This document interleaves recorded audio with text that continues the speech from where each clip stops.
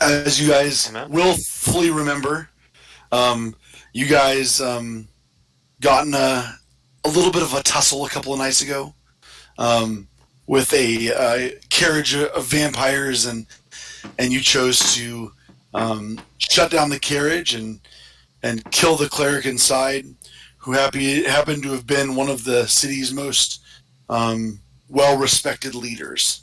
Was So that confirmed? Yes. I'm kidding. Yes, it you was confirmed. you took his body and stuffed it in a barrel, thanks to Thalius, and thanks to the bravery of Carlos. You went back and grabbed the barrel and carried it with you on the road west towards the town of Interhaven, where we are headed towards today.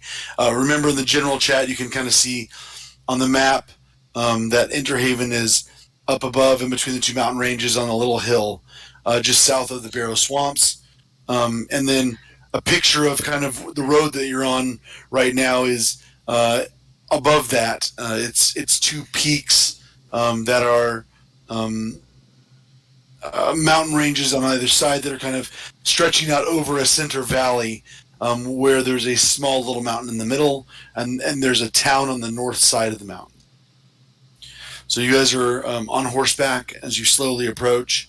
The fog is pretty thick, and it is early morning, the second day that you've traveled from Jurnau.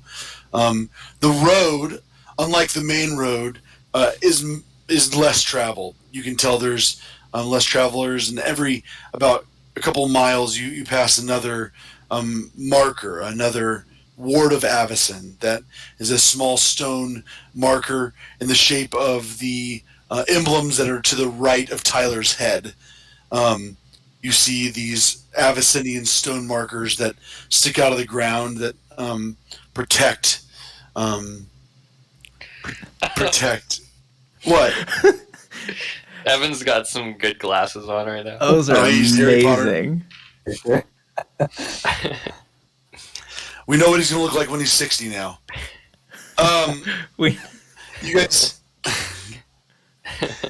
You guys continue northwards along the road, uneventfully. You hear the distant howling of wolves, and you see some rabbits in the early morning as they just continue to go about their day. And as you near the peak, right? Because there's one small mountain in the middle of the valley. That's where you're headed. You notice that the path goes towards the eastern side of the mountain, around to the right, and it finishes around a couple of farmhouses that are up upon the hill towards the mountain. The land has been leveled. There's no trees on the hill. It's rocky in most areas. However, there's some grassy flatland that lies upon the hill itself. And you turn the corner on the eastern side of the mountain, and you see a small town. It's kind of a crazy sight. South of the Barrow Swamp, this quiet hamlet of Interhaven. The village lies at the northern base of the peak between the Cold Snap and Frostmist Mountains. Its roots, as you remember, lie in the flower hypervole. It is a large wilted purple flower that grows on the southern end of the swamp and has grown into the swamp. The flower has quite an acidic quality, and when it's buried with a decaying body, it speeds up the process of decay from years to a couple of weeks. And as you enter the town, it's pretty early morning hours. You notice that the town is kind of, well, there's not much going on. There's about 30 houses that are spread out among a couple of businesses, and there really is only one building that seems to have any light in it at all. It has a sign out front It's called Vanessa's Watering Hole. There's also something else noticeable as you look up towards the peak, the solitary peak of this small mountain or large hill. At the top, you notice that there is a rather large house.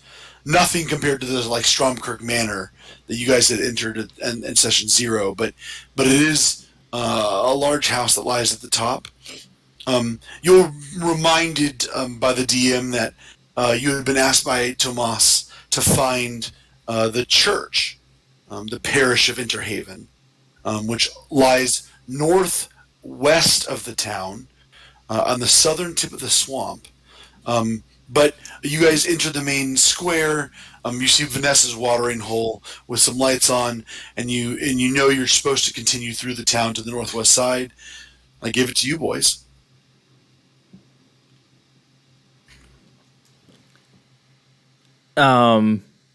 What time of day are we entering the town again? It's early morning, so you guys got up pretty early, maybe 5 a.m. and you guys had weathered the night just north of the road split. You guys had found the first marker, and you had settled down near it. Gotcha. So you were entering the town in the early morning hours. So a bit early for a beverage. Heard. Is there anyone about the town, or is it fairly empty? I mean, you said it was a smaller town, so like anyone outside within earshot of us? There's no one out in the town, like out and about, in the square. Okay. Amon, go. I was just going to say that perhaps we continue onward to the town. Little hamlets like this, perhaps it is better to let the people wake up, so to speak. And now I'm going to have to vamp because Harrison is gone and God is away. So who knows what will take place in this world now? I win. We just win. What was Amon doing though, Connor? Amon was about to ask. So, do we have a plan for this barrel we have back here? Are we just gonna keep it with us? Like, what's our end goal? Like, are we gonna find one of these flowers and just give them a quick end? Like, what are we doing here, boys? No, that is a valid question. I would say that I think a moment to pause and sort of investigate the body would be wise. And then I think it is fortuitous that we are in a town that can hasten the decay of this and the ridding of evidence. Hey boys, do you think the town will know who's in this barrel, or Not if he we just don't be, open it around them. We should Right. take it out of the city and get rid of it as soon as possible. I don't know how much we'll be able to examine. It's been in a barrel now for several days. A few days. It's been like 24 hours. He's a little pickled. That's all.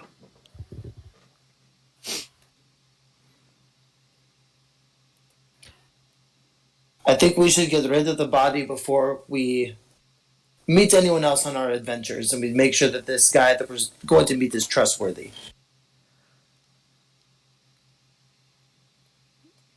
Trustworthy is something that we can hope for, but I'm not counting on it.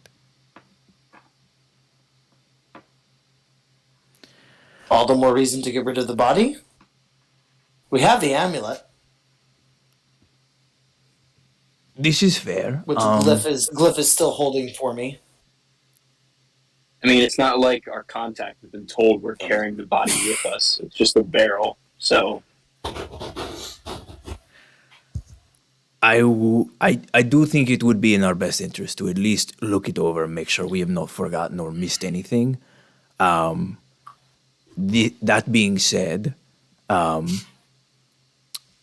suppose if we are all okay with that idea and thought, then the question is, do we examine it now? In which case we need to find a place outside of town, but hidden away, to take a quick peek, or we rock with the body for a little longer until we talk to this man.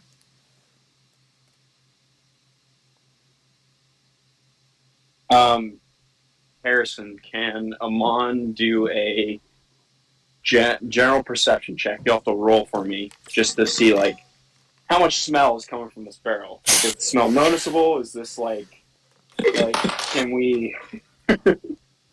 Yeah, you know that it's not. You'd have to really be up against it to notice anything. But I mean, if you're right next to it, then sure, there's a stench of decaying flesh. Nice. But I mean, it's not like noticeable from 10 yards away. You wouldn't just. I just imagine Amon getting up real close to the barrel and just going.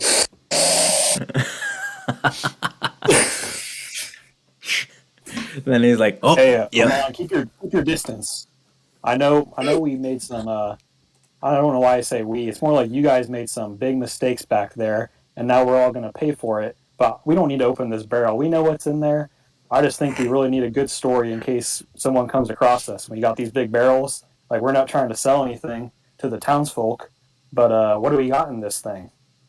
Dog food. All the more reason to just give. All the more reason to bury the barrel outside of town.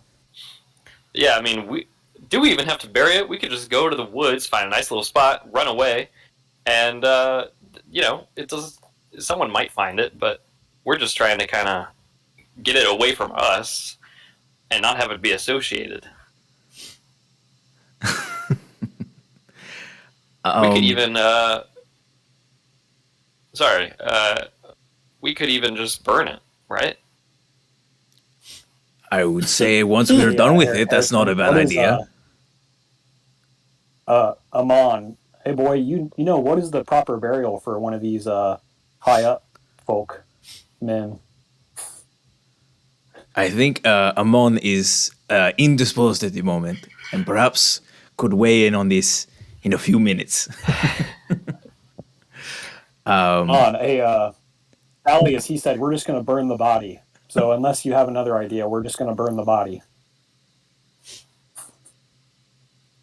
Burn the body, make a lot of smoke and stench. Yes.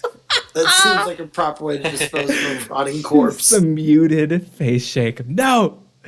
All right, Harrison, can we steer for, like, I guess making our way towards the parish and then finding, like, a spot off the path that's like we're in the sight. town right now, right? Yeah, you're in the town, and the parish is at the edge of the town, so you would have to leave the town. I see. It's like it is on the edge of the town. It's not in the middle of town, but it's probably a quarter mile from the center of town. It's not very far away. Okay, so but no matter what, you can head that direction and find this. No matter what, we're gonna have to exit town in order to do something with this, unless we just toss a barrel in the middle of town, which I think we all would agree is a bad idea. I mean, I've heard of worse ideas, but we'll chat a few of them. Oh man! All right, what I missed? So we're gonna go towards the parish. They were Connor Glyph, or is it Glyph or Gilf? Oh, yeah. It's Glyph. Glyph. Okay. You can call him Gilf though. That's fine. No, it was a spelling thing. I think on his character sheet it's spelled YL. So, but Glyph was asking what the proper burial method is. Would it be sacrilegious or totally disrespectful in order to if we were to burn it? Yep. Amon Gilf. will respond and say, it is considered heresy in the Church of Avicen to burn a body in any way. The only proper burial is the only proper way to dispose of a body is through burial and natural Well, decay. we've been Does this acting man- like fools, but I don't want to be no heretic either. Does this man really deserve a proper burial, though? I mean, Let me ask you this: Well, do you if we want don't, him coming back as a geist to haunt us for the rest of our days? A powerful member of the church who we could barely kill in real life? that's what I was going to say. honestly, I would pass. That is a strong point Yeah. to bring up. That is a very, very strong point. And perhaps it would be in our best interest to just burn this man. Heresy or not. Yeah, probably good. No. He's saying that burning him would cause the gas. Okay, whatever Yeah. Oh, I see. whatever we'd have to do in order for this not to haunt us, I would say go with that plan. Alright. So, we turn around, walk right out this village where nobody's seen us, find a spot 7 miles off the path, bury him, and forget he ever existed. Sure. I like that. That's All right. quick That solution. sounds right and proper. All right, you guys headed back out south of the village. You guys make it a couple miles. The sun has risen decently high in the sky. Remember, the sun is at the southern tip of the sky. It's still kind of doing a circle around the sky, around For the east to paying west. attention. So the sun has risen decently high, and there are a couple of farmers out in their fields as you round the corner, and you get a couple miles out from the village where you can barely see the rooftops of the houses, and you're on the road alone with a barrel and some basic supplies. We have a shovel. It's gonna be great if we didn't plan for that. Harrison, I would like to, I do have a crowbar, and so I would like to crowbar open the barrel, and as they're attempting to figure out what they're doing as far as burial rites, I would like to examine the body. All right. You open the barrel. The stench immediately hits you. You don't have to turn toward me. I press to digitize in front of my face so that I only smell the sweet sense of vanilla. Vanilla, just you smell that beautiful vanilla, just fills your nostrils. You just take a deep breath in. It's not Madagascar vanilla beans. It's Innistrad. Cassid vanilla beans. Yes, vanilla. Carlos, And- what the heck? Do you like the smell of dead bodies or something? You're just wow. You look like you're really enjoying. No, my getting a friend. whiff of that. No. Please do not misunderstand. Oh, yeah, This Carlos, is. he's a weird dude. If you haven't found that out yet. I'm not a weird dude. I would say I'm the most normal of all of us, personally. But Says the corpse sniffer over here. I'm not sniffing the corpse. I am it's a spell was I the guy who have. thought my name was Gilf. Your name was spelled Gilf on the paperwork I received. It's not my fault. It's a clerical error.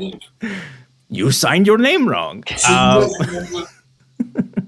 you guys remember that that Glyph had searched the cleric and taken everything from him.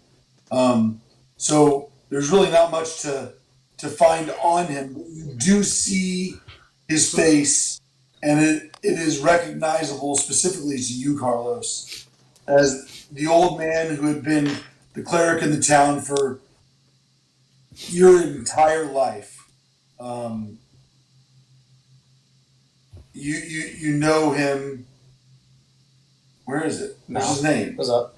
Alphabetical. You know him as Malwhite Orban. Yep. And you absolutely recognize him as that character.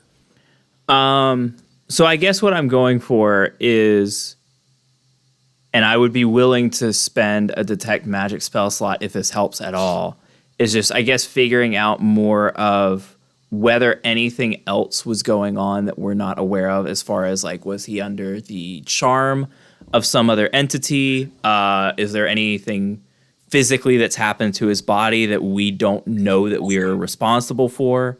That sort of thing. Or is it all just kind of pretty much as it's presented? Go ahead and roll me an investigation check. Okay. And it'll double. Yeah, just roll an investigation check. It'll double as like a fake arcana check. Okay.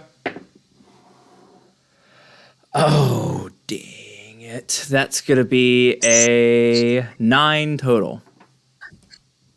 So I would say that you know that the damage that's on his body, the vast majority of it is done by you and your party, and it doesn't seem like there was any enchantment on him outside of the enchantment of his appearance change that you saw wore off when he died. Because it was just like a younger looking dude, right? Yeah. There was an appearance shift that had happened when he died that you guys clearly saw. Okay. Got it. Thank you for that. Yep. So you guys get out there. You're a couple miles outside the town. The stench is just filling the air of the road, and you guys can all smell it now. And you guys are slightly off to the side of the road. What are you guys doing? Can I check to see if anyone's like approaching or? No one's approaching. You're good. There's no one. Hey, There's no one or down the road for a good distance. Glyph will start digging a big hole for this guy. What are you using to dig a hole? I have a shovel. There it It's is. part of the adventurer's gear. Yep. Nice. Adventurer gear shovel. It's Rock 5 and roll. pounds. Most All right, heavy I'm digging away.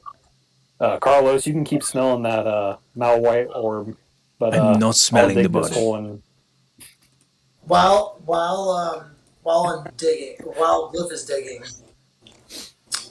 hey Carlos, did you ever get to examine the gem that was on his body? I can hand it to Carlos. I don't believe so. No. Can I examine the gem? Just promise Yeah. you won't wear it every day. I know you're really into malwhite orb right now, but you can't wear his stuff. Okay, we are getting Please, very Leonard. accusatory of me investigating this body, and I'm not liking the implications here. So I promise I will not wear whatever this is. I'm just joking with you, Carlos. Here you go. You know, Glyph, your delivery's so deadpan, it's kind of hard to tell when you're joking or not. I've been told that many times. I'll try to get better. You guys tell me when I mess up, but I'll just keep digging this hole over here. I kind of hang my head down low, kind of embarrassed. I'm just digging. Are you using skill on this, Carlos, or are you just looking at it?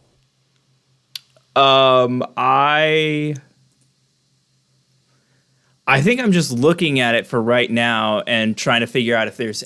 Oh, wait a second. No, You have your Nephalian skill. Remind me the Nephalian skill. Yep. It is called. Ready or not, here it comes. Uh-huh.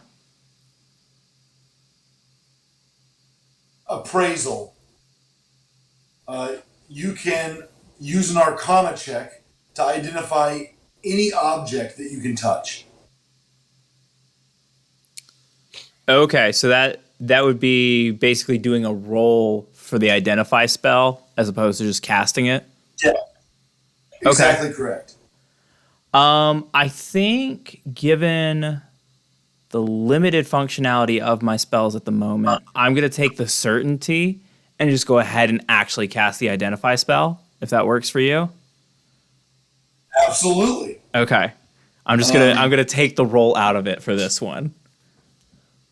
Yeah, it seems You like don't, a you good don't want choice. you don't want some tickles in the back to help with the roll. No, I'm good. I don't want to yeah. roll a 5 again. Something is so like creepy about just Michael coming from the side of the screen offering tickles. The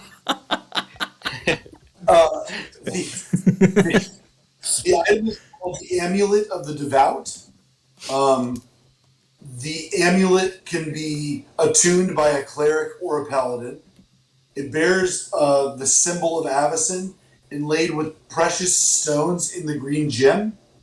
When you wear the holy symbol, you get a +1 bonus to all spell attack rolls and +1 bonus to all saving throw DCs to your spell.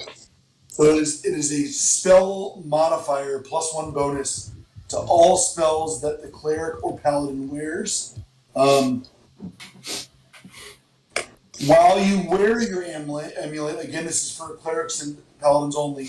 Right. You can use your channel divinity feature without expending one of the feature's uses. So you get an extra use of channel divinity as well. Got it. Okay. So +1 to all spells, +1 to all saving throws against your spells, and then +1 use of your channel divinity. So instead of 2 per day, it's now 3. That's pretty good. Okay, so Carlos, what'd you find out about that necklace of Mal's? Now that I am looking at it, and based on some of the way the stones are set and the symbol within it, I think it's an amulet of his devotion to Avacyn. So I think anyone that is affiliated with the church would be able to, I suppose, get more of Avacyn's power running through them, specifically through their magic. So I don't know that it would be much help to you or I, but perhaps to Aman or to Janik. Yes. Janique.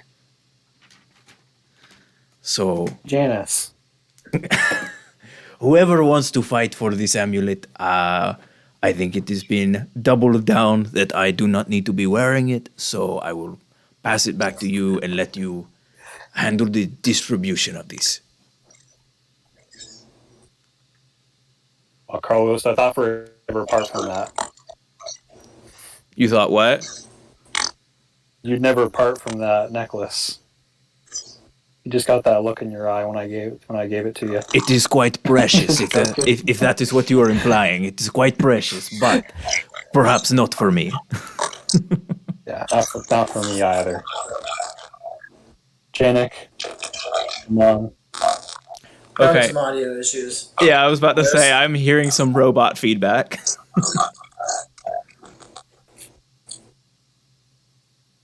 Hold on. Oh, They remind me of like two So what kids are on we a doing? bus listening to an iPod. Yeah, Except So- both of their iPods don't work. maybe like Is that better? Yeah. yeah. Okay. I give the amulet to Amon. Janik, you don't want this? Are you sure? Yes. Is there any What particular You should have it. what color are Amon's eyes? What color are my eyes? It doesn't. You match heard the- him. Doesn't match the green of my jacket. Evan, roll a perception check. Answer the question. What perception check? I'm just kidding. We gotta know. Come on. Blue eyes, brown eyes, green eyes. What is it? I don't remember. I gotta look at the figure I made. Probably I just wanna- green. Match your eyes. They're probably like hazel or green. Probably. Oh, green. Amon, I think you should wear this. They're brown. And All right, so, guys, do you think we should put this body in the barrel in the ground, or just the body, or I would say we're done with I the haven't barrel done for anything now. like this before. We're good on the barrel. We can burn the barrel separately. Well, the barrel might connect us back to where it came from, so Which is why we maybe it's burned smart it. to get rid of the barrel too. yeah, Right. we Burn it. Okay. Yeah. Right here, As long right as now? everyone's done sniffing it. We could probably brew some kind of, some nice whiskey in that barrel. Okay, Have some so kind of I am the distillery. weird No, one no, no. for it being implied that I'm smelling the body, even though I was not. It was you know how Carlos, coroners he's like. joking. He's joking. Okay, I'm just. Thalius gives Carlos just a pat on the back and just goes, "It's all in good fun." These are the kinds of things we joke about after killing a man. I have never heard these jokes before. Not that I've killed many men, but okay, this is going to be a new adjustment for me. I apologize. I'm going to go take a lap if that's okay, and just sort of catch my breath. I feel a little edgy Sure, at the sure. moment. Carlos just paces around the wagon a couple of times. Like going for a walk, but just staying really close. Yeah, exactly. Amon takes the amulet and puts it on, and I guess, well, no, he wouldn't. Harrison, can I ask a question? Yeah, I'm fine with you attuning to it now. That's fine. No, the question is this an amulet that is unique to that guy, or is it Ooh. a common or a more common amulet that people would wear to get extra power? That's Because a if good it's identified with him, I might wear it differently. None of you have ever seen this amulet before, except for Carlos, because this priest has always worn this amulet. Okay. Uh-oh. So then, It's Amon's his going most to iconic thing. Amon's going to wear it, but basically tuck it under and hide it under his shirt so that it's not visible and showing. Got it. Nothing better than hiding your devotion to Avison. I like that. If it's unique to the guy who was killed, It's getting in your head. You Wow, I buried the feel like body. Harrison just dunked on anyone who wears a cross under their shirt. Yeah, Connor. So you guys bury the body. Cliff puts the finishing touches on what is now even ground, and you have this barrel that. Yep. Do we want to do anything with that special flower in the area?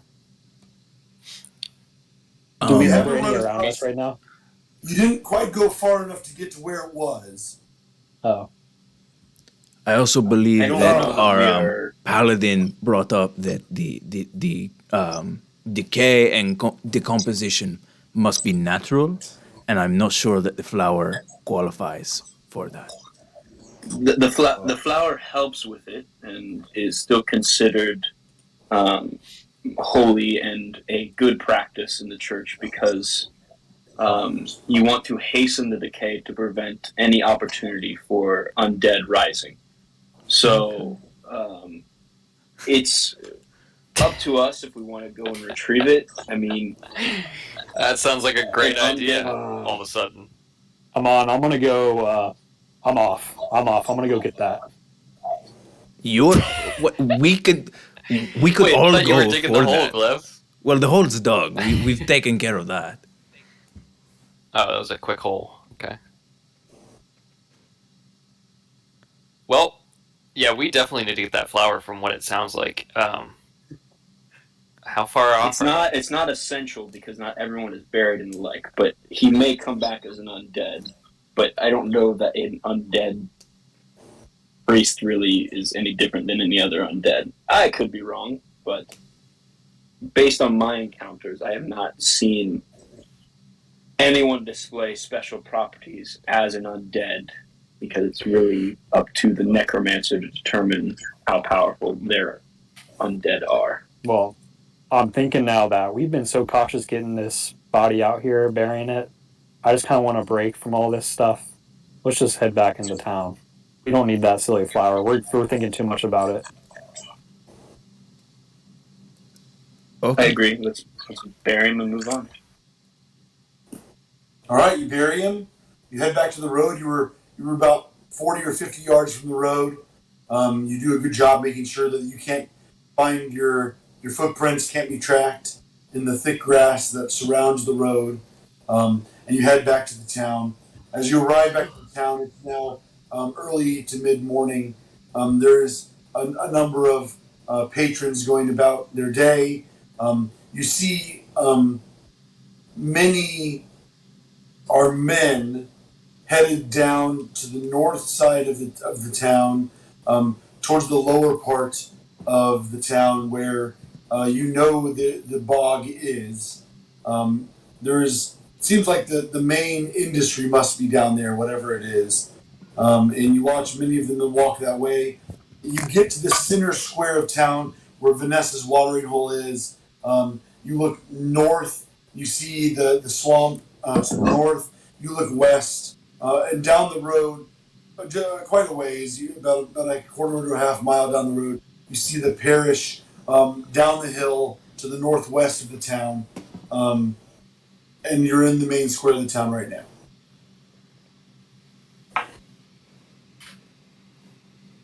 So go to the parish.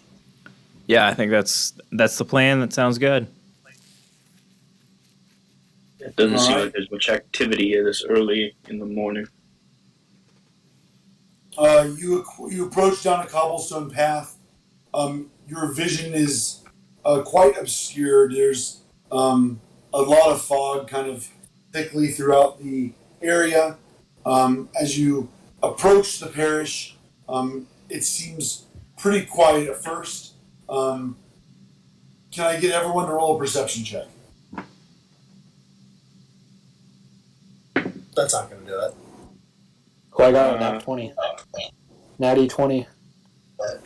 And at 20. Good for you. 23 over here. Let's go. Good for you. 19. Gilf and who else who lived the 23? Gilf. Oh, what? That Who was lived the Thalius. 23? Thalius and Gilf. It's You Cliff. don't Let's see say anyone. his real name. It was my mistake, but let's fix it.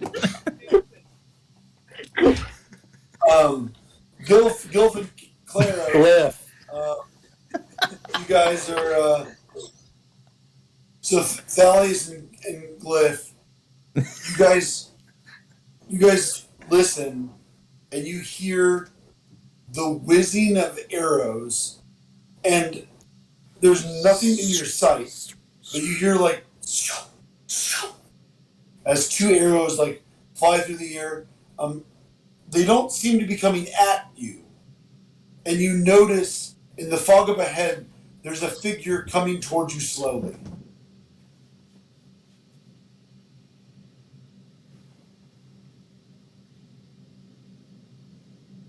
Thales and Glyph, you notice those things.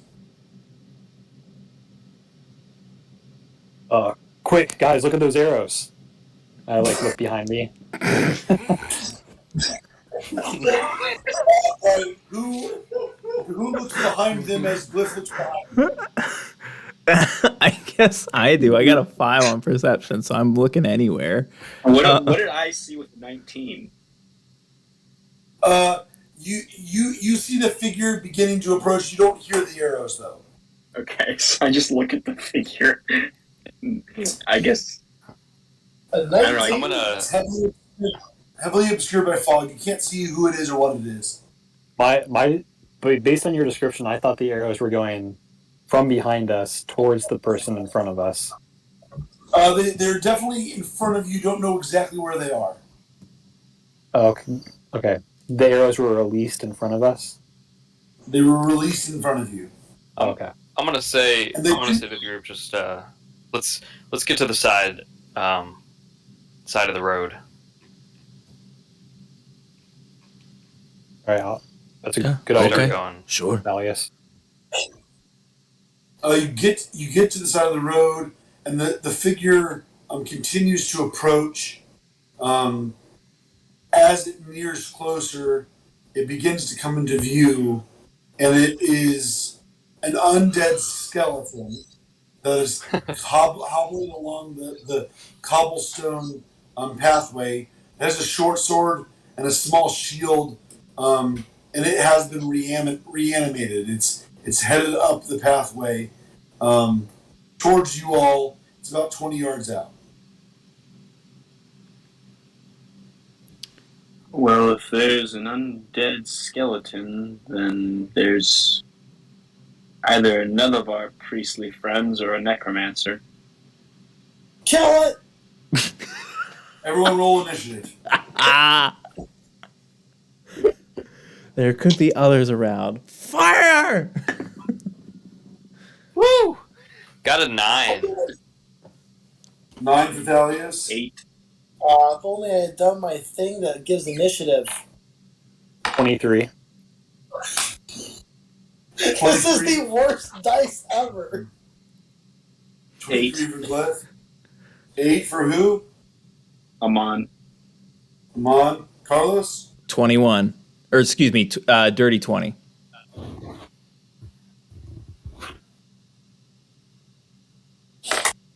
What's yours? 7. This is the worst. I want new dice. Who's got new dice for me? I don't have new dice for you currently, but when I come up and visit Michael, I will bring dice for you. It's in February, right? I can't wait that long. Not. It won't be in February. I will never step foot in Ohio again in February, but we'll figure it out. All right. We're going down to see him in February. Yeah, exactly. Walking Owlbear.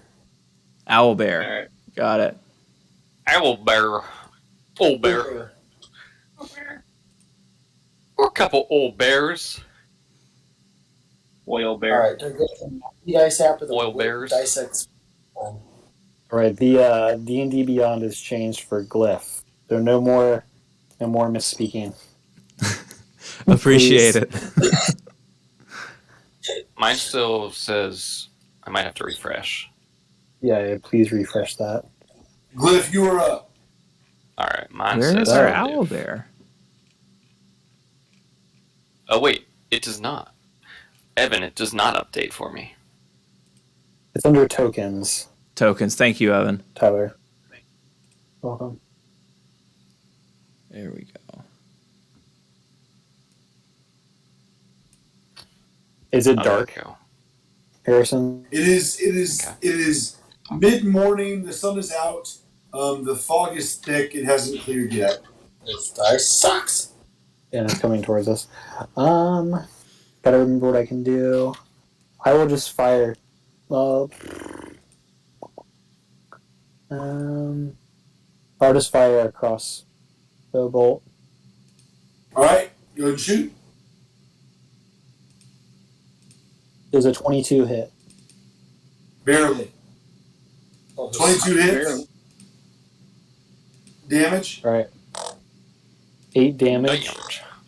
8 damage. The skeleton Yep, just and then takes a chunk off its arm. Its shield arm completely falls off its body. all right, I'll do it again. Does a 23 hit? A 23 Oh, yeah, hits. it Yep. does. 5 damage on that one. The skeleton Nice. takes a second shot, and the skeleton falls to the ground lifeless.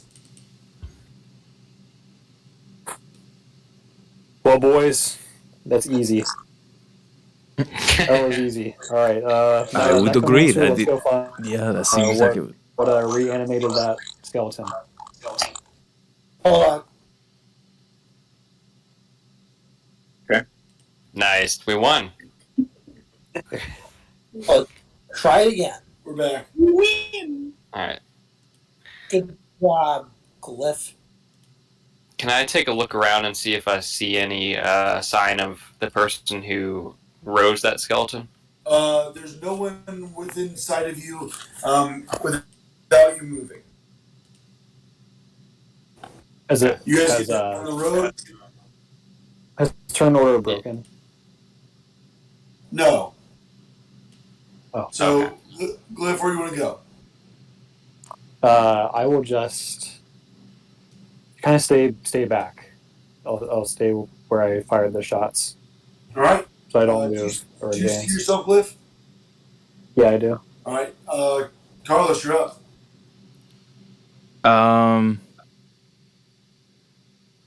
I think I'm following Glyph for right now. Just kind of behind him with a bow ready. Or on Nothing out. to change? Yeah. Thalius, you're up. All right, Thales is just going to take point. I'm guessing, does the road go north? Or where? Yeah, the road goes to the top of the screen for the sake of this conversation. So I'm going to go 5, 10, 15, 20. I'm going to go 30 feet up. Sounds And good. then, actually, I'll go the full 60. I'll do a dash action. All right. So I'm 30 feet up now. Yep. Or 60 feet up, rather. And I'm going to just take point there. Just, yeah, because I can't do anything. I use my action, so. So you notice, Thalius, as you approach, that there's an old church up to your right that is on the swamp side of the road, and behind it lies a large cemetery of gravestones where you see two more skeletons. They are not facing you; they're headed to your left. Okay. And there's a small clearing of trees on your left, on the left side of the road. So you are just off the road. The road is running vertically through the screen. There's skeletons on the right in the cemetery area headed towards the left, but they are not walking towards you. All right. I'll look back towards Glyph and Carlos and give a hand signal, like 2 more, and I'll point to the direction that they're in. Sounds good. Amon, you're up. Amon will also back up Glyph and go 65, 10, 15, 20, 25, 30, 35, 40, 45, 50, 55, 60. I guess I'll pop up right next to him. Awesome. You guys pop up right next to each other. Amon, you see the same thing. Two skeletons seemingly not heading towards you guys. Janik, you're up. So there's woods. So we're in the woods right So now. there's you're on the edge of the woods right here, and then there's woods like kind of off here on the left of the top left side of the square. What's on the other side of the road? So there's a church right here, and there's a cemetery here on the other side of the road, and they're crossing the road right here. If I cross the road, I'll be clearly visible to them, right? Sure. All right. You can't see them right now, though. There's a lot of fog. Oh, so they wouldn't see me and I wouldn't see them. Theoretically, yeah. Okay. I'll cross the road and go on the other side of the road behind the church, as far as I can. Sounds good. As you approach the church, you, Janik, notice that there's no lights in the church at all, and that the door to the church has been busted open. The wooden door has been busted down. I also hand signal back very badly, like, and I start sneaking towards the door. Sounds good. Cliff, you're up. I will go towards those skeletons. What is each square? Like 10 feet or 5. oh, 5, 10. I think I can just go here. Yep. Okay, and then I will fire at the skeleton closest to me. Sounds good. Go for it.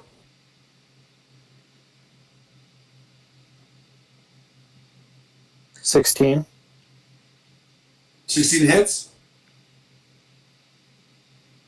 7 damage. Skeleton takes 7. And then does a 13 hit for the second shot? 13 does not hit. Okay. So just one shot goes through. And then I will stay there. Yep. Sounds good. Carlos, you're up. I will run up to where Glyph is and also take a shot with my bow.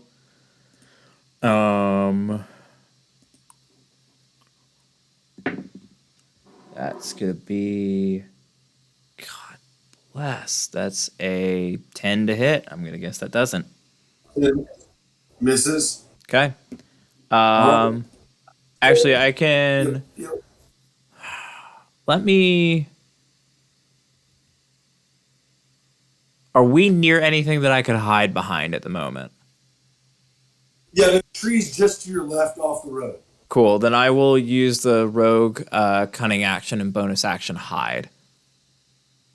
Sounds good. You pop off the map here on the left, and you're just off the road, Cool. in the trees, and hidden like a mouse. Awesome. That's my turn. The skeletons continue. I'm going to move the map. I'm going to move everyone. Can everyone move their character 10 spaces to the right, please? 10 spaces to the right. No, I cannot. Thank you. Thank you.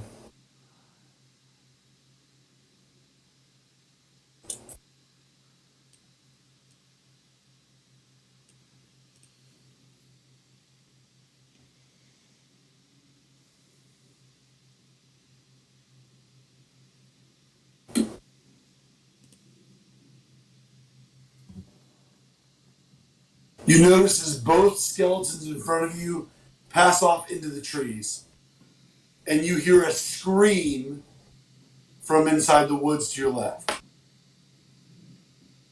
So they weren't. So the skeleton didn't react by being hit by Glyph.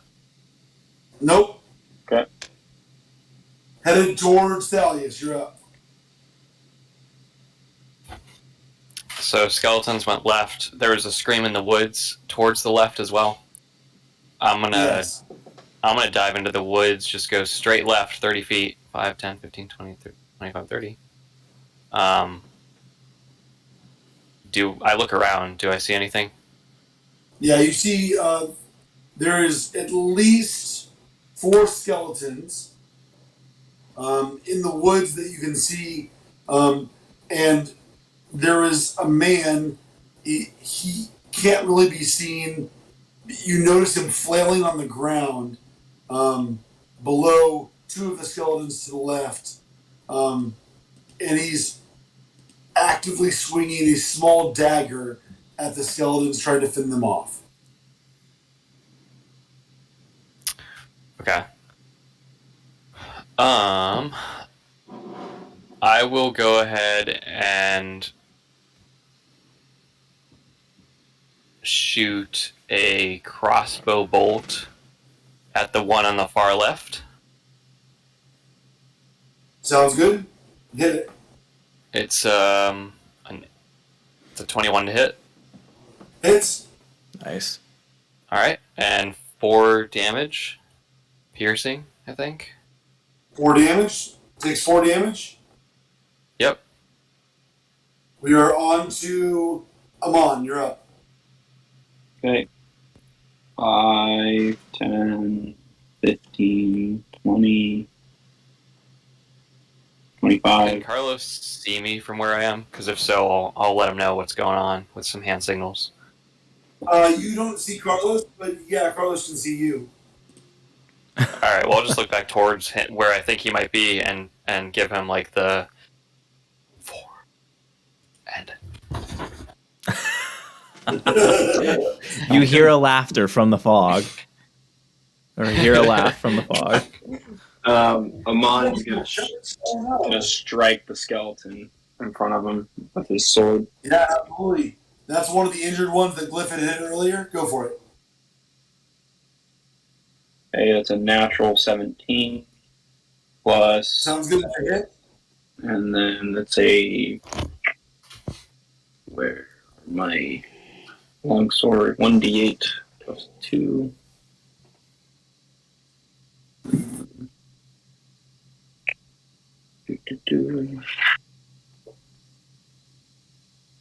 No. Okay, 7 plus 2. So that's 9 damage. The skeleton dissolve. What you have a longsword, right? Yep. Skeleton just blows up in front of you, shatters to the ground. Cool. And then does the can I do like a perception check on the man to see if he's hurt or if he's just flailing? Like what's his deal? Yeah, you look at this man on the ground. Looks like a little Robin Hood-esque. His green cloak. He's on the ground. He has a massive gash in his left leg that's beating furiously. He is not looking good. Okay. I don't think I can do anything right now. The bonus action, so that'll be my turn. Janek, you're up.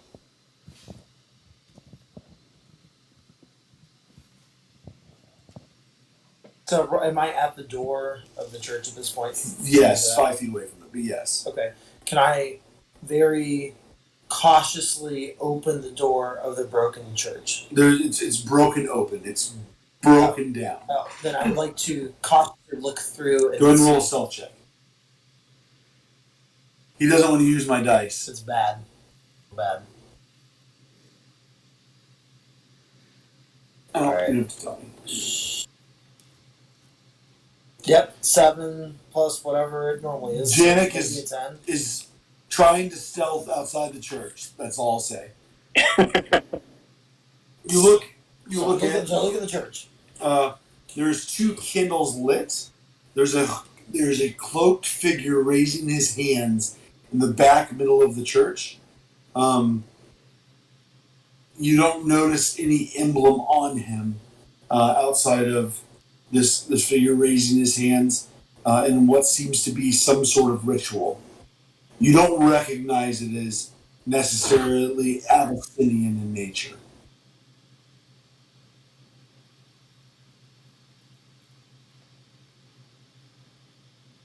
Is he aware of my presence? Doesn't seem like he reacts to you peeking your head in. Okay. So at this point, have I already failed my stealth check? I didn't say you failed it. You rolled. All right, I will try to sneak in and to get closer to the priest. All right. You walk in the church. He continues to do what he's doing, and you get about 30 feet away from him before your movement ends. Okay. Any bonus action? Is there anything that I can like? I don't know what your bonus actions are. I have to look at your sheet. I don't think I have any good ones. You don't have many good ones. I think that you have your like. I think that your what's it called? It's a bonus action. Your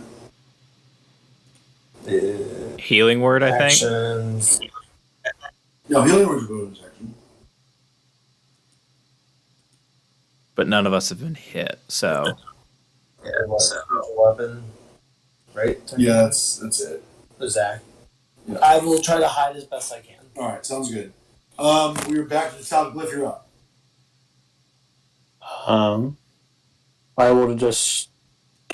I'll move towards Amon. I moved you. I'm sorry. Oh, you can move me. I'm just moving towards Amon. And then I will shoot at the one that I shot at before. He died. Amon killed him. Okay, then a new one. And I'm also going to cast Favored Foe on that one that's closest to the guy who's on the ground. And it just adds a d4 to the first attack that I make. And now I will try to shoot him.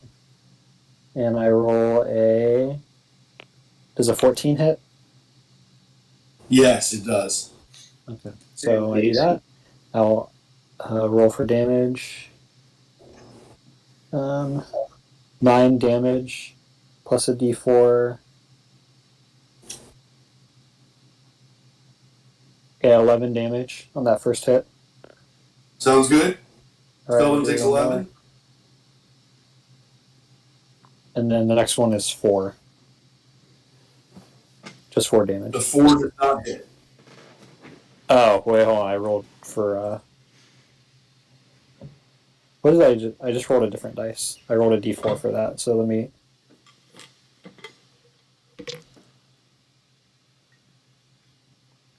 Sorry, it was a 20, not a nat 20 though. A 20 hits. Roll All for right, damage. and 4 damage. The second skeleton to the left of the guy falls. All right. Amon, you get the last one. There's 2 I just more. want to say the glint of Evan's glasses, it really makes him look like an anime villain. I was just I love it. I am a huge fan of those glasses, Evan. Yeah, check They're the from, general chat. Oh, did you get one? Oh, I missed it.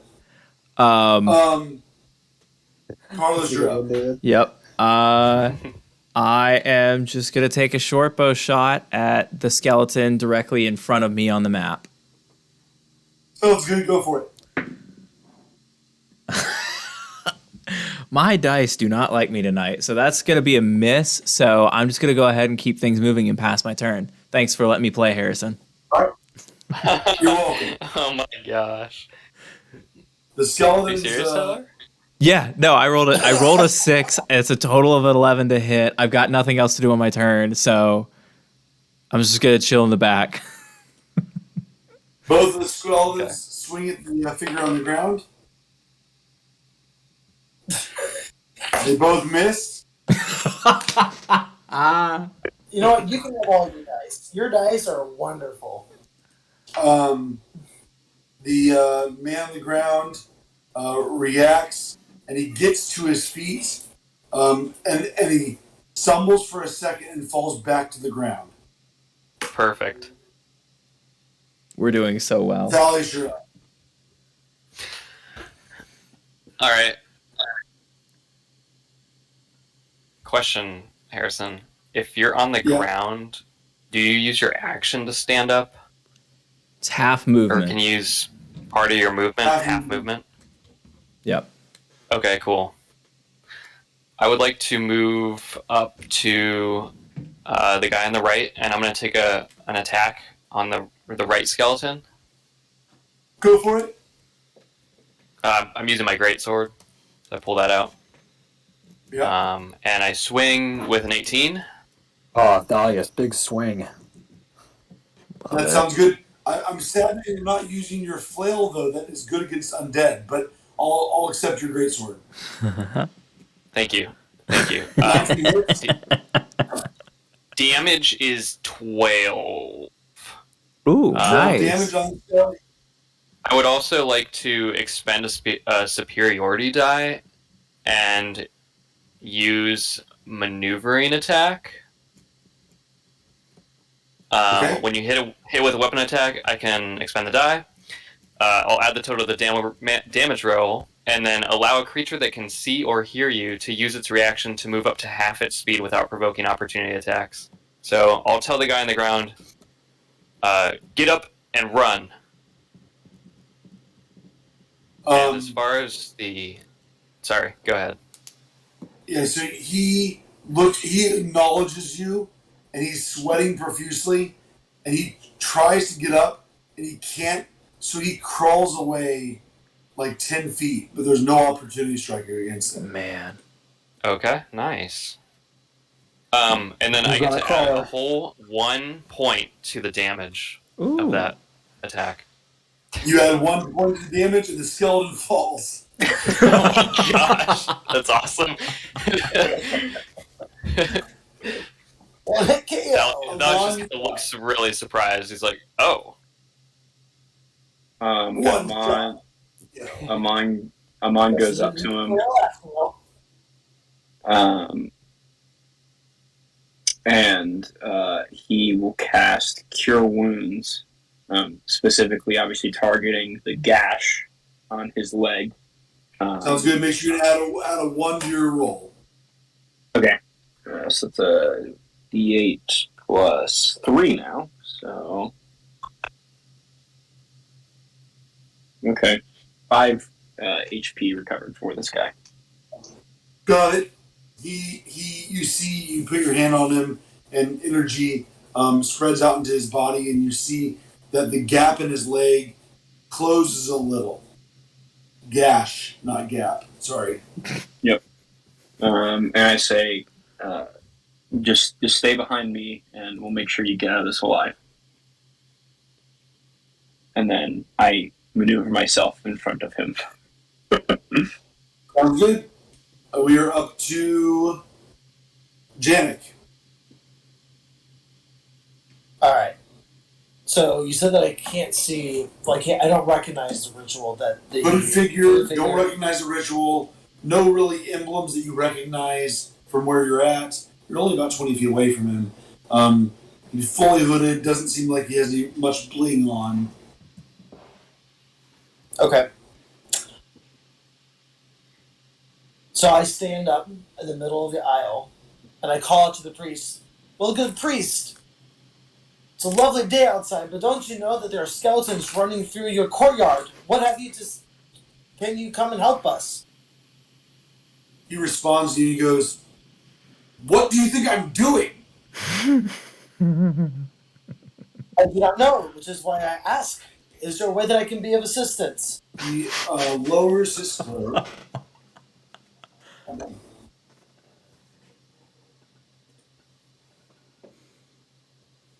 I don't have his description. Give me a second. He's Where are you finding these 7'6" gifts? with long purple hair. What'd you say, Evan? Where are you getting these glyphs? I mean, these gifts. Oh, I just type it in on Discord. Like, there's a GIF button, and I just I typed in anime glasses. You see a mid-50s man who stands before you. He has a necklace of avison around his neck. There he is. I found him.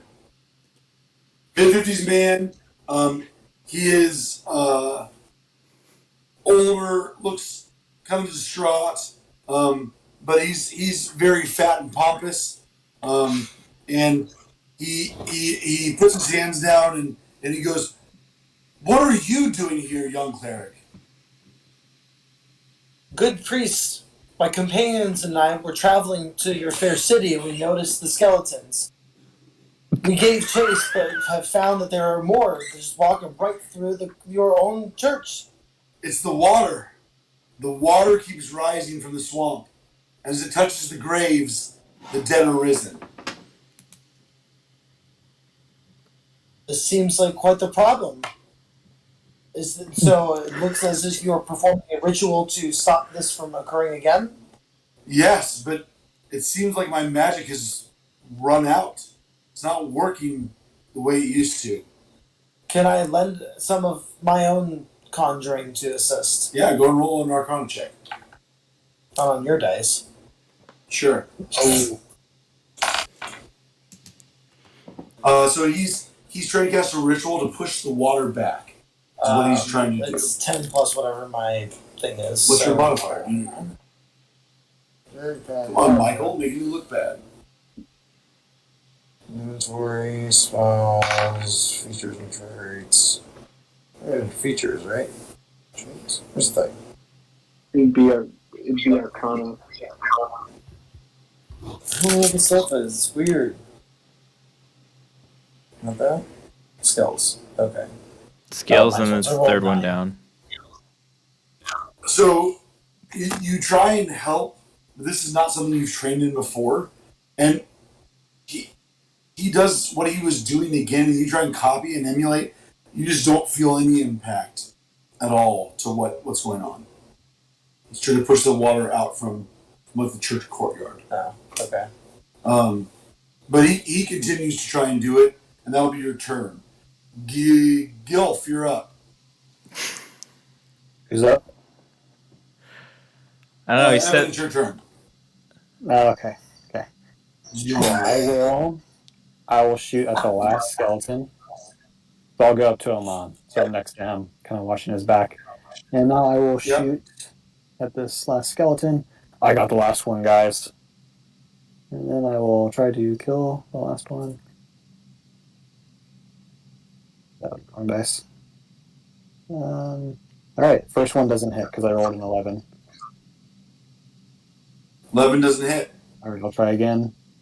We didn't one hit one 20? of these guys. 20. It's not natural though. Okay, and then Yeah, it hits. the damage is That just 8. ain't natural. 8. 8 damage. Takes a huge chunk out of the skeleton's forearm as it kind of cracks in half. We are down to Carlos. Oh man. You can play the game too, Carlos. I would like to. I would very much like to. I'm gonna take another shot with the short bow. Let's see how this goes. Go for it. Ah, How is he going to shoot it with where he is now? I'm kiting around. There we go. I'm there now. Got a 2. Yes. Slay, King. Stupid bow and arrow. Stupid fog. All right, that's my turn. The arrow bounces off a tree and deflects back into the skeleton's body, and the skeleton falls dead. Nice. God is bored of this combat. Got him. Great job, Carlos. You ended combat. Woo! Gosh. All right, so I'm just gonna run around picking up arrows and just cursing myself. Sounds good, arrows. Let's go to the group that's with the guy on the ground first. What do you guys want to do? I'll give him some good berries. Sounds good. He eats some berries, continues to heal up. He's looking okay now. He's looking okay. Certainly not on the brink of death.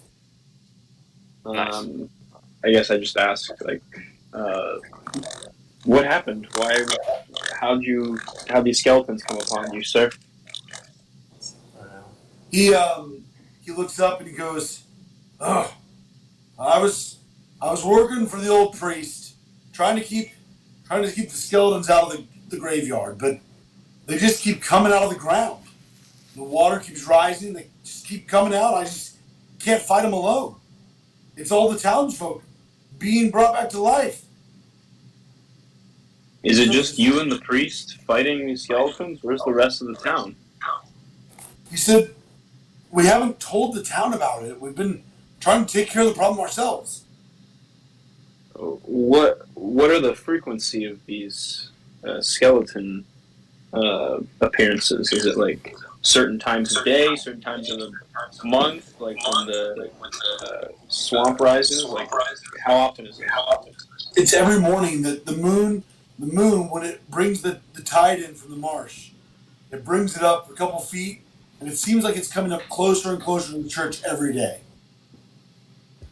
Thalius is thinking what a good job we did burying that body just a few yards away.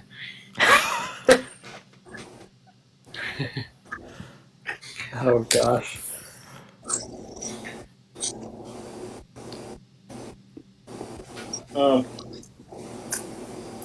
Sorry. He looks at you guys and goes, "Thank God you guys were here. Where are you coming from? Who are you?"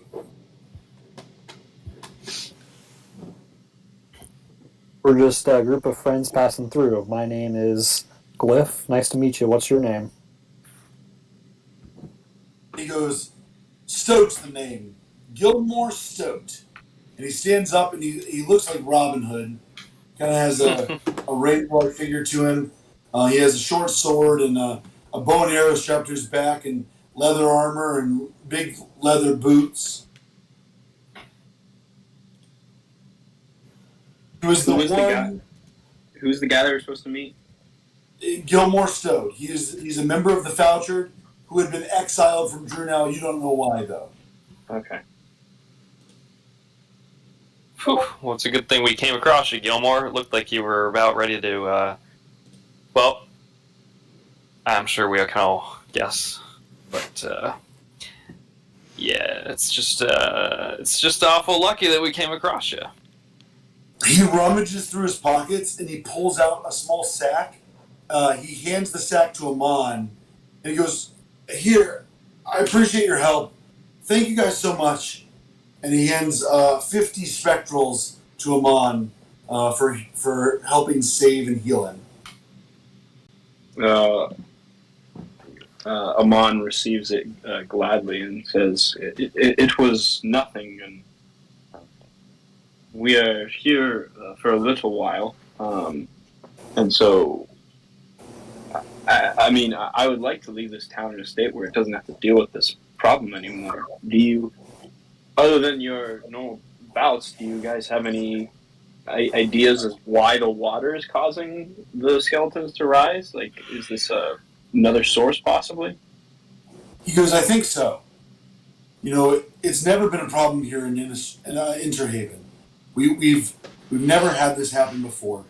There's been some sort of incantations and mists flowing over the western side of the mountains that has just impacted the bog, and the bog has continued to rise to the point where the men have to go into the water to get the flowers, and they're coming back sickly, and it's like there's like a plague on the bog that's just continued to spread amongst the people as they've gone out into it to get these flowers." Do you are you familiar much with different types of undead, or is this your first time encountering them? He goes, "I've fought them before. I'm not a very smart man, but I've fought them before." Are you aware of the fact that, depending on their source and the particular necromancer responsible, or whatever presence responsible for their rising, they display different traits? We obviously just came upon these skeletons and can get a good look at them, but was there any traits that you've noticed about these skeletons, possibly in their eyes or anything that would distinguish them? Not really. They keep rising out of the ground, and I didn't notice anything. But to be honest, I was kind of ambushed. Okay. Is this usually the normal amount of skeletons, or should we expect more? Would depend. Ulfer Gint, the local cleric, he's been trying to stop the water from coming in. I don't know if he's been successful or not. Well, shall we rendezvous with him and see where everything is at? Sure, we'll cut to Carlos real quick. Carlos, as you enter the cemetery, you don't notice any more skeletons. You pick up some of the arrows that have been shot. You notice there's some longbow arrows there as well, from what probably was the ranger in the woods shooting at the skeletons. You look around the cemetery, it looks very much like the cemetery behind you on the backdrop.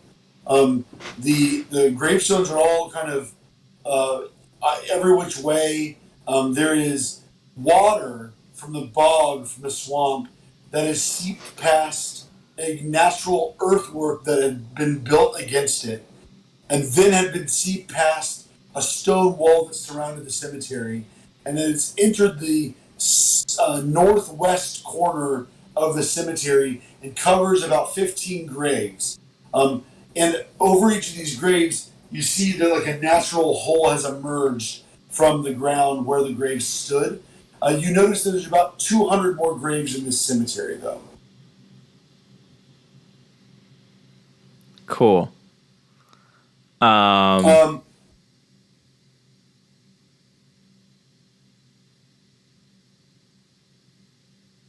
that's all you notice. You want to do anything, or are you good? I will probably just rejoin the group at this point. Sounds good. You head back, and they're coming towards you. And then, Janik, you're in there with Ulfar. He is casting this incantation. You're mimicking him, and it's seemingly not working.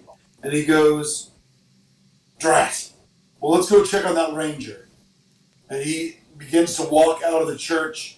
And outside of the church, the three parties meet one another.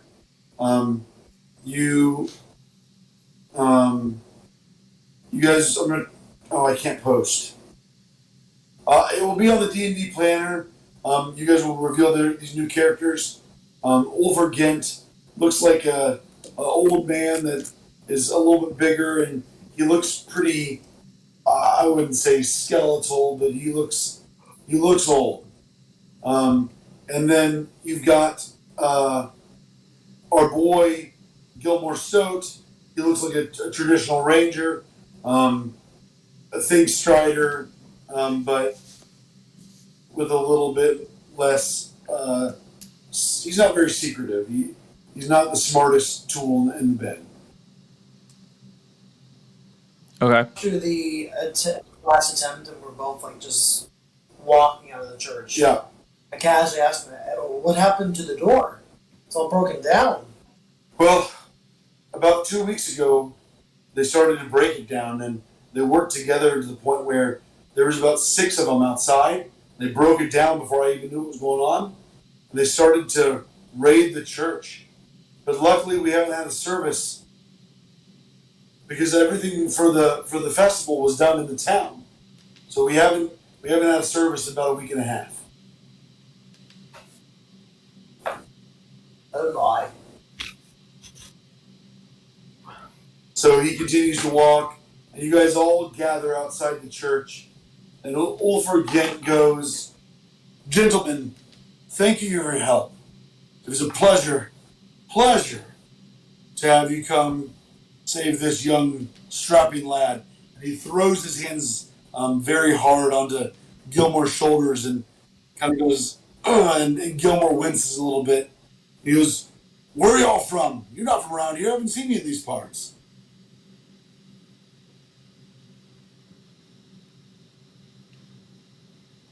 We have left the city of Drunau, is where we are traveling from at the moment.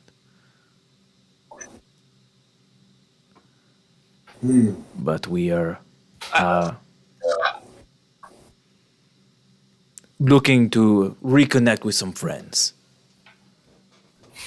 Well, he goes, "Well, Gilmore here's from Drunau. He came about 3 years ago. He's been helping me out for about 3 years." Is that so? Well, perhaps we ought to have a chat, Gilmore, and perhaps we know some of the same people. Gent kind of looks around. He looks at you, and he looks at Amon, and he goes, "Oh, you think you could restore these wards? The wards of the church have been down for a couple weeks. Can Use I a hand."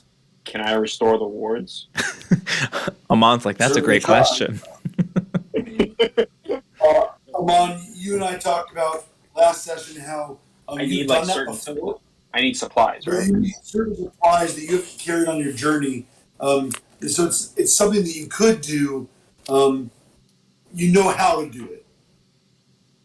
I respond. I certainly have restored wards in the past, as long as I have the necessary supplies. If you can provide me those, I can give a blessing, and we should be on our way. I am from the Flight of Huron, so I am a bit of an expert in wards and the such, and how to best strengthen them. He goes. "I know. I saw your armor. That's why I asked you. I could use all the help I can get." Most definitely, we can give it a shot today, and hopefully before tomorrow morning, they're able to protect against any more undead rising, regardless of the swamp waters. That will be something we'll have to address eventually, but at least to ensure the church's protection and much of the town's protection, we need these wards back up and operating. He goes, "Yeah, I care very much about that, and it seems like we haven't had much protection as of late." You good? Can I ask you something? Okay. Have you, in the Okay, past, I don't know, year or so, like had any other travelers come through here? Like at any point? He goes, "Oh, absolutely." Possibly of like obviously from the church or something to that effect. Yeah, yeah. Just a few nights ago, 2 nights ago, we had a young cleric I never met. He had a a great green gem on his breast, like Mal Whiteorb, the old cleric from Drunau, and he had come in and they were changing the wards to replace them. They said they were weakening. I was letting them do it. And how long have you had this skeleton problem? This is what the problem's been for over a week. It's before they came, but certainly hasn't gotten any better. Hmm. Okay. We've just been. I don't know the nature of what they were trying to do, but we've been noticing a lot of the wards between here and Drew now have been replaced and are fakes. Um, uh, I'm not sure. Hold that thought. Yep. There's like an alien. Back go. All right. They said on our journeys between here and Drew now, many of the wards along the trail were also not working or replaced. I don't know the nature as to why they are doing this, but we're hearing reports of other cities and their wards being tampered with. And so, are these the only wards they interacted with, or how many wards were they able to get to before they left your town? And he responds, he says, "Oh, may they pass eternity on earth. I heard about the attack in Keswick. It's looking grim. I just wish we had anyone to send, but there's no one left." Yep. What did you ask him, Amon? I asked how many wards was this young priest able to supposedly repair? He said, he looks at you, he goes, "You replaced all of them in the town. The whole town's been replaced." How many wards would that be? It's about, well, including the church, it's about 15. Okay. Did he take the old ones with him? Yeah, he was repairing them, he said. He was going to cleanse them and make them better. Mm. I didn't recognize him though. He was a new face. He said he was serving on behalf of the Archbishop in Drunau though. Yeah, I think he was doing a little more than repairing them. I think he was giving you fakes to leave you guys defenseless. I'm not sure why, but we need to replace all of your wards or strengthen them. And what supplies do I need, Harrison, to do that? He goes, Olfer looks at you and he goes, "Ah, I got him right in here."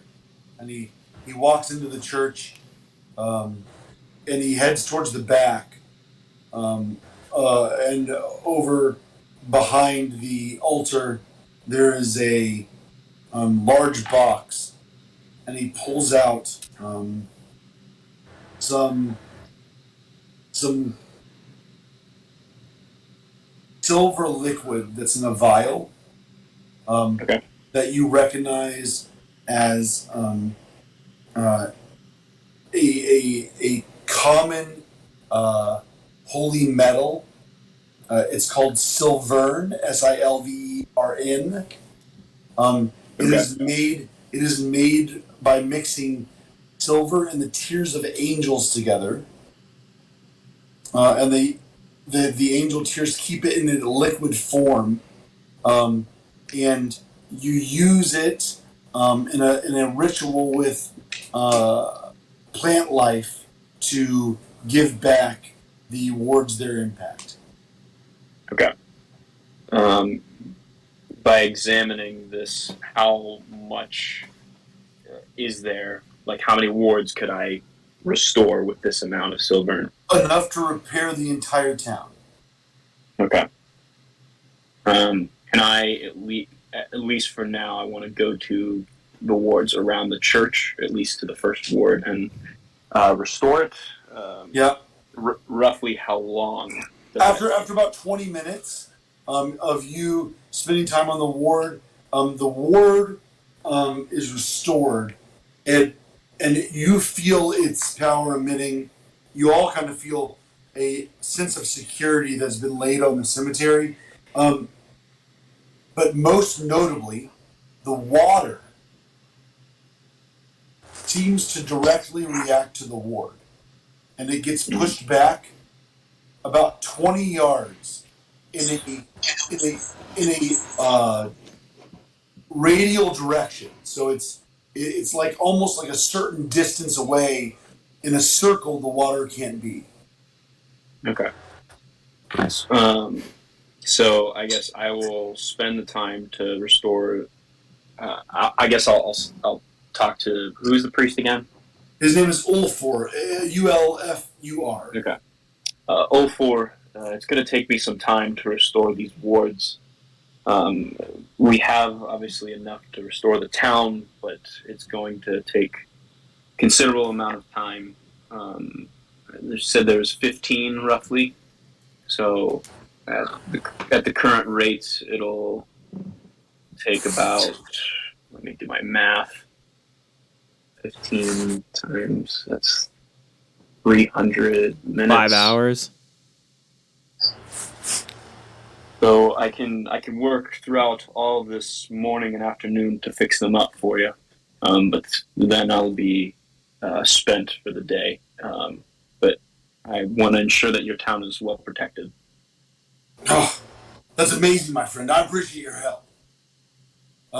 Gilmore still looks at you guys. And he goes, "Hey, we gotta get to the root of this, though. This isn't over. The town is not safe. I still think there's something coming from the northwest of the town, west of the bog. There's something going on over there. I just don't have the men to check it out. Are you guys willing to come with me?" Absolutely. I'm just itching to get involved with some monsters here. Yes, I am also itchy for this sort of thing. As I'm like holstering arrows in my quiver, none of which made purchase with anything. Say I also have that itch. Same itch as the rest of them. We're all itchy. I look at Gilmore. Before we go on a trip across the North Country, what news is there of Keswick? Has there been any changes in the attacks that we had heard about yesterday? Any news? Because I've heard what you've heard, my friend. I heard the city was surrounded. I heard there was very little hope. It seems like the wards in Keswick have failed. That many of the towns are being torn asunder by werewolves. But it's only been happening the last 2 weeks. It's a brand new thing. I just don't understand what's going on. Keswick is my home. If what has happened to the Wardstones here has possibly happened in Keswick, then it will not be long before the werewolves stretch beyond their borders beyond where they have traditionally been. Mm-hmm. Well, I hope this ward replacement stops soon. It seems like it's doing more hurt than it's helping.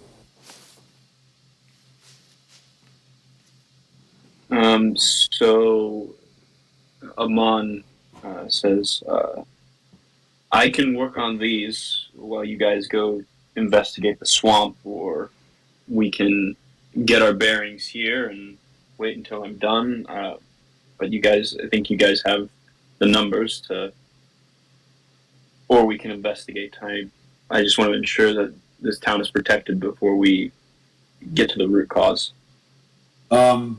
Gilmore says, "Well, I can't fight today, but I could be your guide if you'd like me to take you up to the mountain." I think that could work for us. Hey, Eamon, can I talk to you for a sec? Sure. All right. I just pull Eamon aside for a second. So, from the group. Gilmore, where did you go to middle school?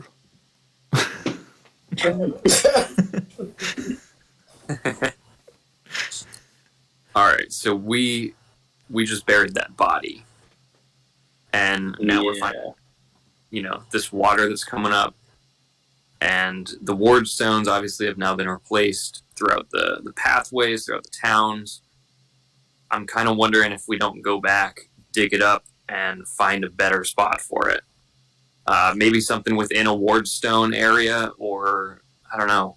I'm just starting to feel like we're gonna be regretting the day that we just buried that in the middle of nowhere. Well, while you guys are investigating the edge of the town or the swamp area, and I'm restoring the stones, I can go and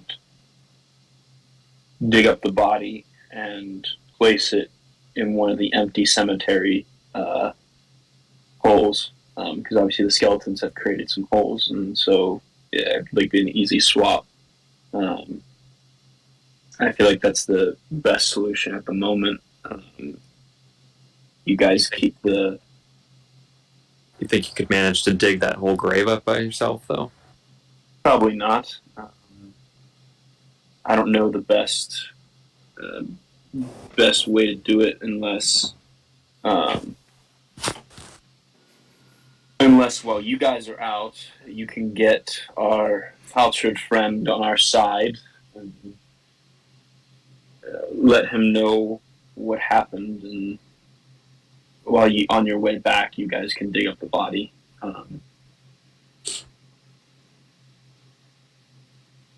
Yeah. Would we know based on the location where the swamp's coming from? Is the body in danger of being hit by the swamp anytime soon? So you were pretty close to the swamp. You're about 100 yards away from the swamp proper, but you can see it. You buried the body about 7 miles south of the city. So is what you told me. So yeah, the body is significantly further away from the swamp than the town is. However, the town again is kind of up a mountain. It's kind of on the side of a hill, and so it goes up as it goes higher. The body is not buried quite as high as the town is, but the distance from the swamp to the body is significant. Sure. I say, based on where we buried it, the swamp shouldn't reach it necessarily. It's up. I guess it's. I don't know. What do you think, Valley? So should we go and retrieve it? Should we? I can repair the ward stones today, and we can rest up today. And while we're resting up, we replace the body. Fine with that. Yeah, I think we should put it somewhere where we know it's not going to be tampered with, or perhaps we could even get that flower that you were talking about. I'm just concerned if it's not going to be the swamp, it's going to be something else, because I don't know. You start seeing skeletons walking around, and it's just on my mind now. Fair enough. If you're that concerned about it, I think we can. How about I work on the wardstones here, and if you can find a moment to get away or with someone else, and you guys can spend the time to get the body, and I'll make sure that the cemetery is warded up by the time you guys come back with it. Okay. So just for the sake of time, the party's going to split into 3 different areas. Thalius is headed towards the body to dig it up, probably with Glyph's shovel. Amon is clearing the wards in the town and cleansing them and reasserting them around the town. And the remaining 3, Carlos, Janik, and Glyph, are going to follow Gilmore Stoat up to the side of the mountain to inspect what disturbance he'd been talking about. I think this is a bad plan. I think separating in 3 different groups ultimately leads to ruin for at least one of us, if not more. I understand that Amon has a lot to do, but perhaps Gilmore, we could maybe meet up again in.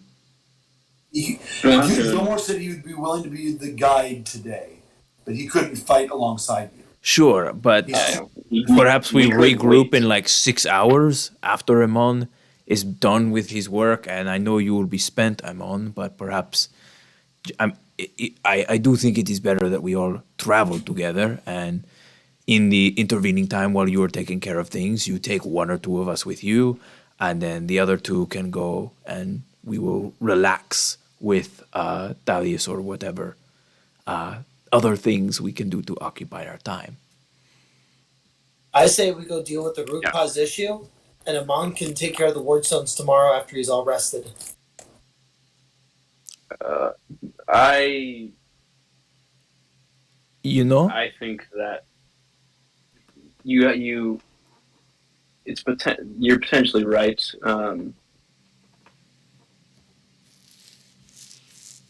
But if we leave and the town is unprotected and skeletons arise while we're fighting the root cause, then they have no one.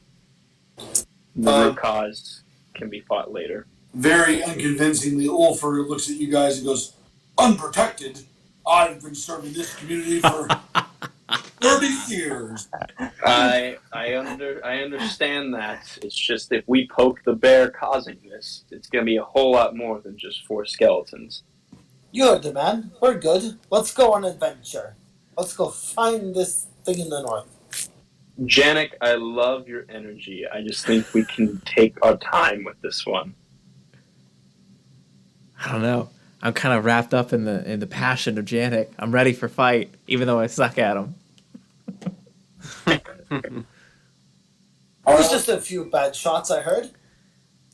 Let's take a vote. Let's take a vote so we can get through this quick. Amon, what's your vote? Stay and do the wards first. Janik, what's your vote? To go! Carlos, what's your vote? I think I've been swayed to go. Thalius, what's your vote? Man, I'm gonna.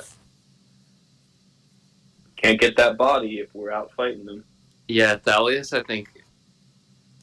Oh no, we're just going to look for the body now. He said that, so I think so. Yeah, Thalius is concerned about the body, so Thalius is gonna vote for staying, having Amon stay, work on the ward stone while we go take care of that thing. Sounds good. Yeah. Glyph, deciding vote. Glyph doesn't care about the body. I mean, he's the one who said that we should just leave because it was overthinking. So he's going to be with go with Janik and Carlos. Sounds good. The vote is to go. Amon and It's going to bite us. Amon and Thalius, you willing to join the party? Yes, it's going to bite us in the butt. But all right. Yes. Let's go! And he goes, it's a couple miles outside of town, but I'll show you what I mean. And he takes on a hike. He gathers a gear, a little backpack with him. He feeds you guys a quick lunch, and you guys head out trekking off the path, down the rest of the hill, around the swamp, and up into the foothills of the, I almost said White Claw Mountains. It's not called White Claw. It's called the Owlbear Mountains. No, that's what they're called now, the White Claw Mountains. The Bud Light Seltzer. It's something similar to that, so it's not that far off. The Vizzy Mountains. Whatever. The mountain range. No, Vizzy Vistas. It's the Pabst Blue Mountains. It's the Frost Mist Mountains. You know, you wouldn't think about it just looking at these mountains, but now that we're in them, I'm really starting to feel it. Like, whew, we must be hitting that altitude. You guys, it's sort of refreshing, though, is it not? Yeah, you're right, Carlos. Oh, man. It's like a cold drink. I don't know. I feel like we're busy. You guys continue to head up the mountains, up like a path, and I need everyone to roll a survival check. Cool. So doesn't build meditation apps or singles. Not one. What? Oh boy. Oh my gosh. Oh boy. All right. I need you to There we go. cooperate What do you want to tonight. roll? For Glyph.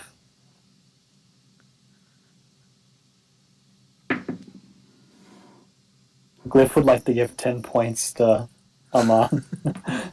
I got a Every word 9. of it. Carlos got a everyone. 9. Survival's ridiculous. It's good. Too bad I rolled a 6. So I rolled 11. All right, so you guys look around. Not great. You don't see much at first, but Glyph, you notice that on the tier below you on the path, there is a large indentation that is repeated every 6 feet. I wouldn't say it was a foot. It looks scrambled and misshapen.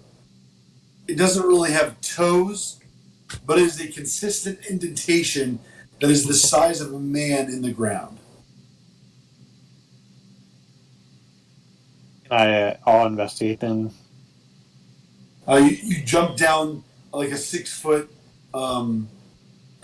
ledge down to the ground, and you get close to the indentation, and it's like a 4-inch drop into the ground wherever whatever is stepped here or been here or placed here has made this irregular indentation into the ground every 6 feet. Oh, boys, pause. We got a Bigfoot sighting out here. You see this? Upon seeing the gigantic feet, I give Vigilant Blessing to Carlos. Carlos, vigilant blessing for the next 2 hours. Cool. Thank you. I'm going to cast, or I'm going to, use the wand on Carlos as well. Give him 1d4 AC for 6 hours. Yes. Am I portraying myself as that incompetent that I need all of this help? You know what? Why am I complaining? I'll take it. I'll take it all. All right, so hold on. I've got Vigilant Blessing, which gives me, where did that go? Advantage on initiative. And then what's the wand that I get? It's called Wandering Wand. You get a D4, Word. a 1d4 plus to your AC for 6 hours. Okay. So you roll D4. I can roll it, or you can roll it. Either way. Why don't you roll it? You're casting the spell. We can all roll.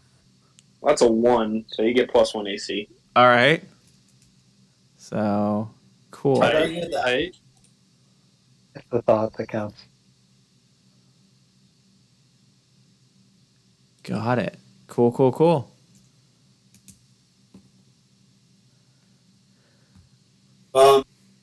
Continue up the path. I refuse.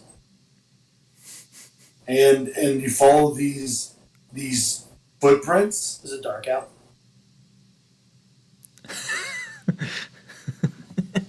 Yeah, I'm gonna stealth. Because he has dark vision. Once I see the It's midday. no, great.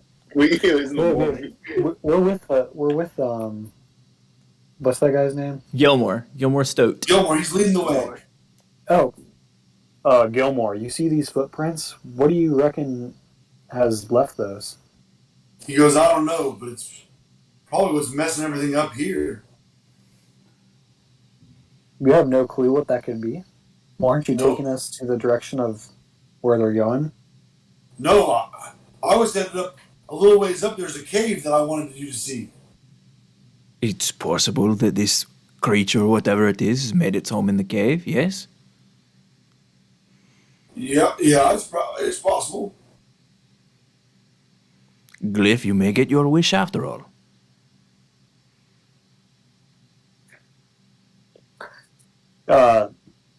Dalius, on second thought, maybe we should go back for that thing we left. Gilmore turns around. And he goes, "What did you leave behind?" It was a barrel. Probably don't. Oh well. Gilmore, just lead the way. We're here now. We're pretty close. I'm just a little scared. got you. So he leads you for another 10 minutes No deception. up a ramp, and it continues to climb upwards. And you notice up ahead there is a tiny bit of smoke rising out of an entrance to a cavern that is at least 12 foot high. And smoke is not pouring out of the cavern, but there is a hint of it coming out of the cavern. It is a black smoke. Also, you notice that there is a stream coming out of the cavern that is very small, but the water in the stream is very thick and sludgy and black. Oh boy. Oh man. There's our culprit. Absolutely. Not exactly seltzer water. No, it is not. What could be done in that cave to generate that smoke and that fire? That's the question. That's a good question. Yeah. Is the sludge a byproduct or is it the product? Well, I know a very quick way to figure this problem out. Let's go. Janik, you lead the way. Let's go.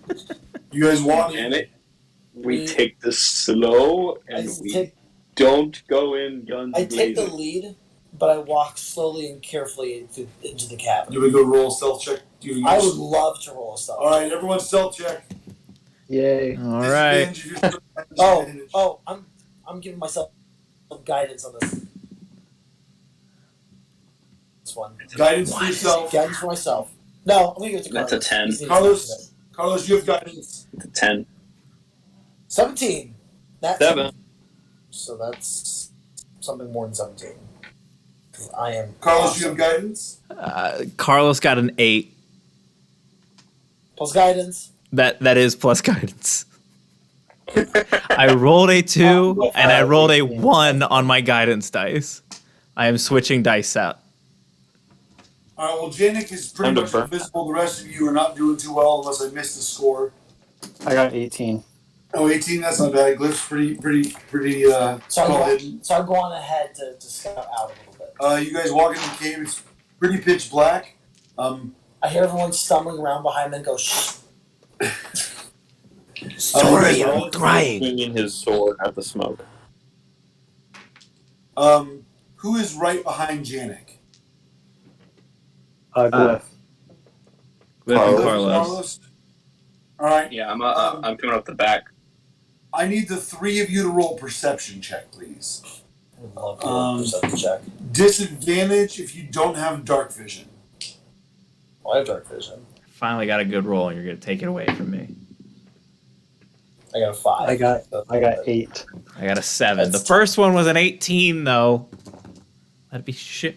All right. Stated for the record. You and the party continue to walk in next to the stream. So it's pitch black at this point. It's not pitch black, but it's pretty close. All right.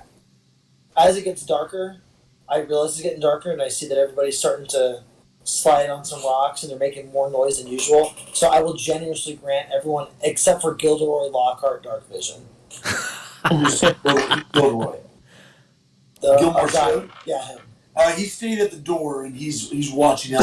Then I will give everyone else, except for Gilderoy, the dark vision. All right. Everyone's got dark vision moving forward.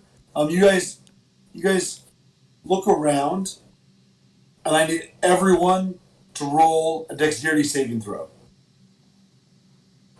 Ooh. Perfect. Oh, wait. Is that different than... Nat 20. Right? Okay, that's 20? Yeah, That's that's 20 20. for Tyler. Woo! I got Well, 15. we got a 4. 12. 17? 17 roll. Sorry. Was your dexterity, so it's probably It's 20. plus 4? Yeah. So 21? Yep. 4. 12. You guys walk, and an arcane energy of fire streaks out from above you, and it launches down a flame. And everyone except for Amon dodges the flame. There's someone else got a 4. Yeah, Thalia's got a 4 too. What? I got a 4 too. Oh, even better. Thalius and Amon, you both take 9 points of fire damage. Okay. As this flame is emitted from the ceiling, and you just don't get out of the way until you're singed. Now, the flame is a one-time; it bursts out and then it stops. You look up and there's like a pendant that has been exhausted, that has been attached to the ceiling, like a little gem that had emitted the flame from the ceiling. Can I look at the ground and see if there was like any sort of like plate pressed or any sort of like wire tripped? You look around and you don't notice anything at first. How much time are you going to spend on looking? Go ahead and roll an investigation check. Okay.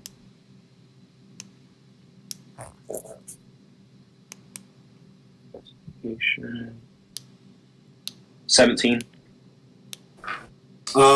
You do eventually find there is a soft rock that Carlos had stepped on a couple of feet back that triggered this explosion from the ceiling. Okay. I make note and I say, You can try. everyone, we need to be watching our steps. This place seems to be booby trapped. I know. Noted. over some- Apologies for that. You said it's like a gem hanging from the ceiling, Harrison? It was like a gem that like burst open and emitted the flame. Oh, okay. Burst open. Never mind then. Okay. Then I'm good to continue. There is something attached to the ceiling still, but it doesn't look very salvageable. Gotcha. You guys continue into the cave for another 5 to 7 minutes as you tiptoe in.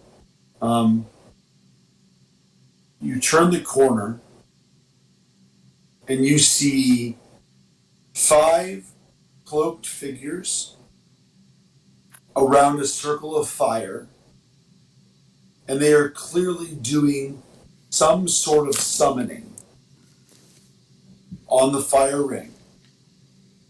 The black liquid is pouring out from the circle of fire, headed towards the entrance of the cave.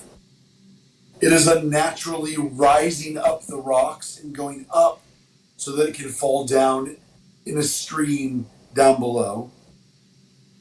It is flowing rapidly, and the priests are in some sort of chant that you've never heard before. Do any of you speak demonic? Inferno? It's a no for me, dog. Glyph does. Yeah, he does. Glyph speaks infernal? Yeah, He's he does. he's lived a long Glyph- life and continues to live. You know that this is clearly a summoning for a demon lord to come onto Innistrad, and you know that they are repeating a name that you've heard over and over again before. The name is Gristlebrand. But he also goes by How Keith. How far away are they from us? They're 20, 30 yards. Okay. And that's where we're going to end our session tonight. Ah! Ah! Demon summoning! What you don't want to enter into the combat with 5? You don't think we could finish that in half an hour? Wow, wow, wow, wow, wow. I look First to of all- Amon and I go, look, I know how this looks, but just stay calm and we'll take a measured approach to this one.